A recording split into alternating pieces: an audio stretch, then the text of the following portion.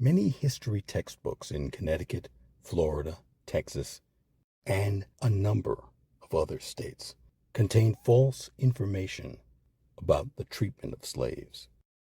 In Alabama, as recently as the late 1970s, fourth graders learned in a textbook called No Alabama that slave life on a plantation was, quote, one of the happiest ways of life, end quote. The slaves were high. They were the highest priced thing. They were the biggest investment. Good slave was $1,200, where a good horse was $100 and a good cow maybe $20 and a pig a couple of dollars, and so there was a price structure back then. Most of the black citizens in this country owe a debt of gratitude to the southern planter for bringing them here. Otherwise, they'd still be in South America or in Africa. We looked upon them more or less as children, and they're part of our home. When I grew up, we always had blacks in the house to cook and clean up and that sort of thing. There wasn't any friction between the blacks and the whites until the Civil Rights Movement came along.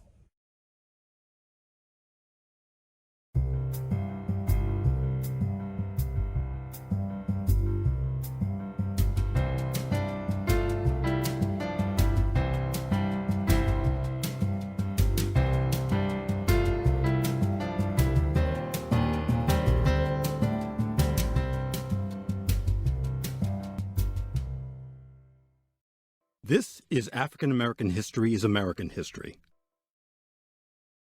Historians and educators have been sounding the alarm about how the U.S. education system often neglects to teach children about significant black historical events.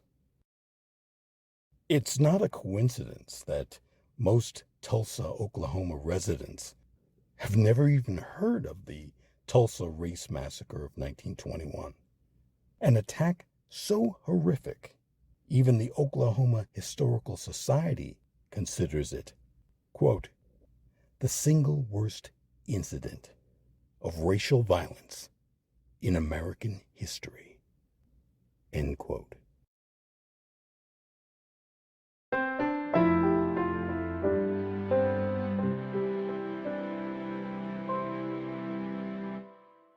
This is African American History is American History. In the 1930s, the Eastern Shore was a place locked in time and far removed from the rest of the state of Maryland, socially, economically, and racially. The Eastern Shore had more in common with the Deep South than to the rest of the state. The long-standing hostility between blacks and whites in the region had been established as early as 1783, when Maryland ended the slave trade throughout the state, except on the Eastern Shore. Now, one of the 6 main centers of slave trading in the state was Somerset County, where Princess Anne serves as its county seat. It was isolated both geographically and economically from much of the rest of the state. Poor whites in the area often took out their economic frustrations on their equally poor African American neighbors. As the hardships brought on by the Great Depression increased, so too did the hostilities, often with violent results. Pierce City, Missouri, 1901. The white residents lynched 3 black men and banished all 300 of the city's black residents. By the year 2000, the census reported that Pierce City had remained majority white. Out of a population of 1,385, only 3 were black. In 1905, the white residents of Harrison, Arkansas, tried to erase the vibrant, although poor, black community in their town with a race riot.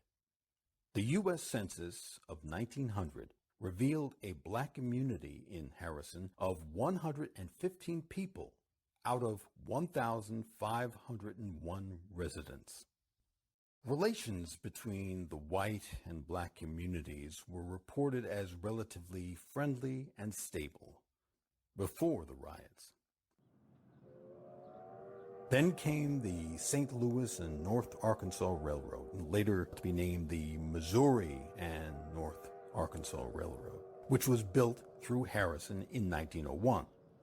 The residents were giddy with visions of prosperity, but on July 1st, 1905, the railroad went bankrupt. This was a hardship for the townsfolk and the black railroad workers who had moved to the area. The white residents needed someone to blame for their misfortune, and the black folks seemed like as good a scapegoat as any. An angry mob went on a rampage through Harrison's black community.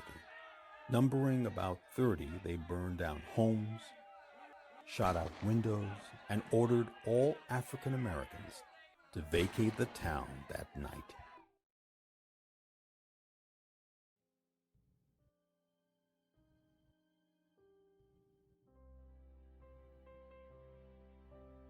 Tulsa wasn't a one-off.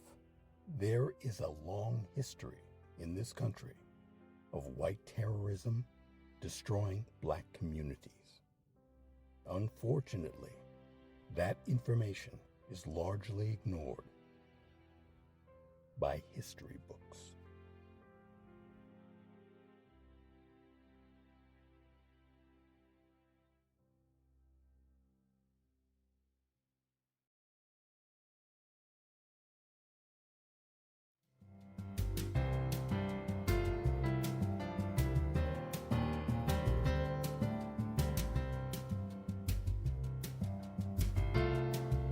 This has been African American History is American History.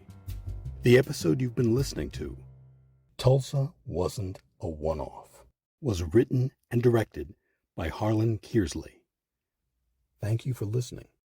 And if you haven't done so, please like, comment, and subscribe to the channel.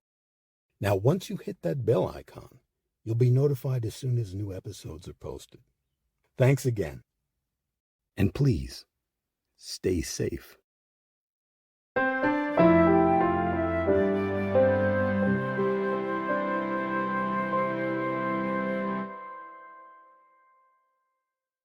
African American History is American History. Copyright H.C. Kearsley, 2024.